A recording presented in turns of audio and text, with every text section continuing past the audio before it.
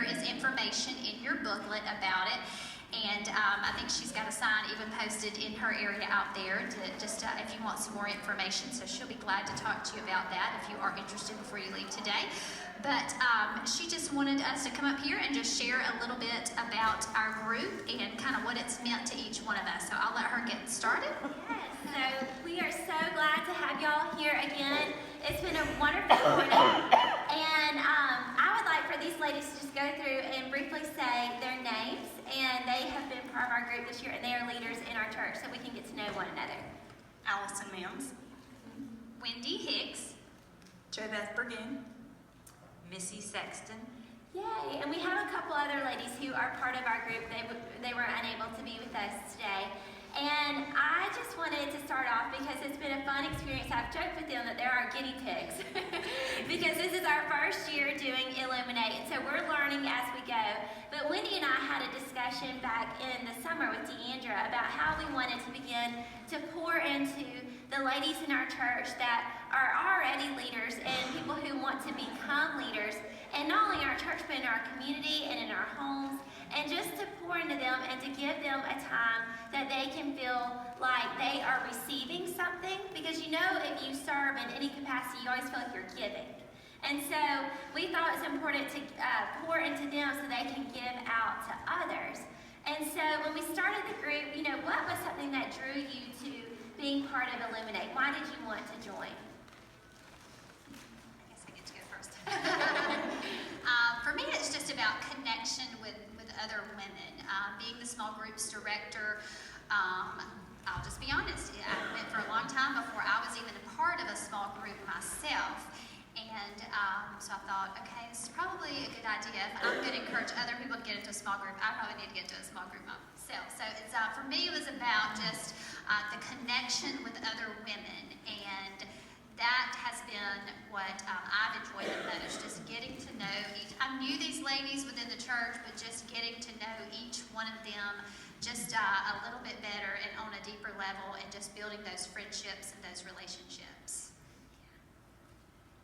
Well, Deandra approached me and asked me if I'd like to join the group, and I was really flattered because I definitely don't consider myself a leader in anything. So that alone was just like, wow, okay.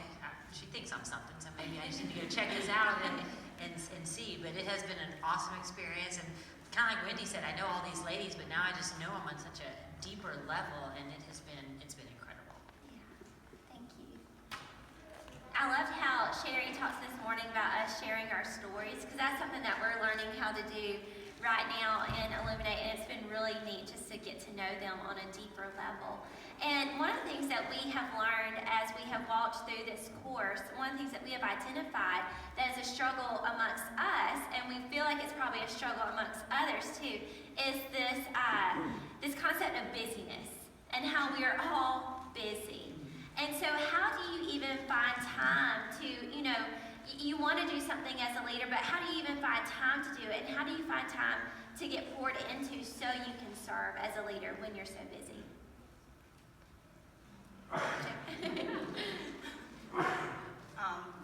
To be intentional with my time. Like, I'm a morning person, so before my day starts, I start with Jesus. Right. First thing. Before anything else, before the busyness Begins. Yeah. That's good, Allison. Again, just intentionality and accountability. I just feel like, first of all, Kristen has done exactly what she said. When we come each week, yes, she has handouts and PowerPoints, but most importantly, she has just poured into us, just encouraged us so that we will have the strength and the ability to go out and do that, not only with the women in our church, but at our jobs and the communities, and just given us some resources of how to do that and how to feel comfortable doing that. And so we have just felt, when we leave, that we've just felt encouraged and just have the tools that we need. But yeah, just being intentional, and I just feel like these ladies kind of have helped me, hold me accountable during this process. And I think when we get so busy, that's when burnout can set in. Have you ever experienced burnout before? It's not fun, and then it feels like you can't even go on and do anything else. And so it's really important for us to recognize, okay, what is in my schedule that's causing all this busyness, and maybe what needs to be eliminated. We talked about that at our last session, and I think that's going to help us continue to draw near to the Lord. And as we wrap up, I just want to ask you, what kind of encouragement can you give these women out here if maybe they're thinking about going deeper in their walk and maybe they want to step into some sort of leadership capacity? And I know we don't always think of ourselves of a leader, just like what Missy said, but if you've seen this lady, you have seen her serve in our church in countless ways. And to me, that is being a leader. And so you might not even identify yourself as a leader, but I guarantee you just the fact that you are here today is showing that you care about your walk with the Lord and you want to grow deeper. So how can you encourage them?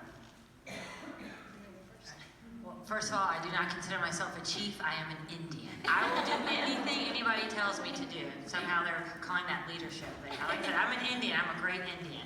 So, but this group, we only meet once a month, and it has been wonderful. And a couple of months ago, we talked about our story and our walk, and I was like, I don't feel worthy. I don't have a story. And then the more we start talking, and then Jo Beth and I are so different, and it's weird because we're so different, but then we have the same feelings. Yes. Is that what you were going to kind of talk about too?